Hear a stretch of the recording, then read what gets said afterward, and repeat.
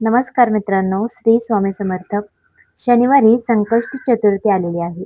या 3 राशींना साडेसाती हे 5 उपाय नक्की करून बघा. शनी दिवसातून मुक्तता नक्की मिळेल. तर कार्तिक महिन्यातील संकष्ट चतुर्थी शनिवारी आली असून नेमके काय उपाय करावेत ते जाणून घेऊया. तर शनिवारी 8 नोव्हेंबर 2025 रोजी कार्तिक संकष्टी चतुर्थी आहे. गणेश व्रतांमध्ये संकष्टी चतुर्थीचे व्रत सर्वोच्च आणि सर्वश्रेष्ठ मानले जाते. हे व्रत आचरल्यामुळे विघ्नहर्ता बाप्पा लवकर शुभफल देतो, अशी मान्यता आहे.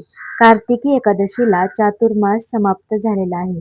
यानंतर कार्तिक महिन्यातील संकष्टी चतुर्थीला व्रत केले जाते आहे. कार्तिक महिन्यातील संकष्टी चतुर्थी शनिवारी आल्याने साडेसाती आणि धिया प्रभाव असलेल्या व्यक्तींनी काही उपाय करणे शुभ पुण्य फलदायी मानले गेलेले आहे.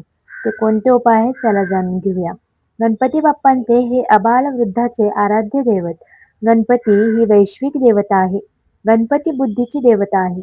गणेश ही प्रेरणा देणारी देवता आहे. तो समरांगण अग्रस्थानी लढणारा, आनंदाच्या प्रसंगी मनसोक्त नाचणारा, गोडधोड आवडीने खाणारा, शिक्षणाची आवड आस्था बाळगणारा, असा सर्वांना आदर्श वाटणारा असा देव आहे. तर शनी हा कर्मकारक ग्रह आहे.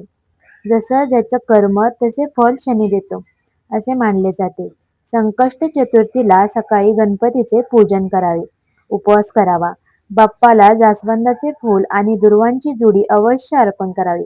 रात्री चंद्रोदयाची वेळ पाहावी आणि धूप दीप लावून गणपती बाप्पाला नैवेद्य दाखवायचा आहे. चंद्रदर्शन घेऊन चंद्राला अर्घ्य द्यावे आणि गणपतीची आरती म्हणून जास्वंदाची फुले आणि दुर्वा वाहून उपवास सोडायचा आहे. यासह साडेसाती आणि धिया प्रभाव असलेल्या लोकांनी काही उपाय करावे.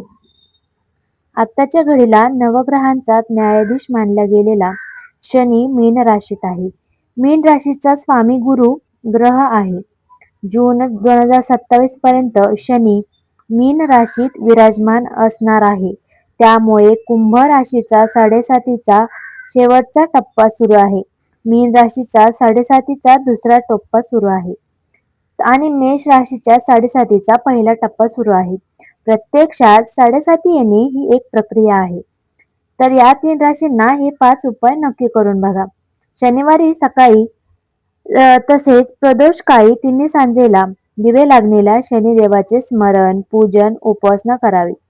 शनिवारी शनिदेवाच्या मंदिरात जाऊन काळे तीळ अर्पण करा.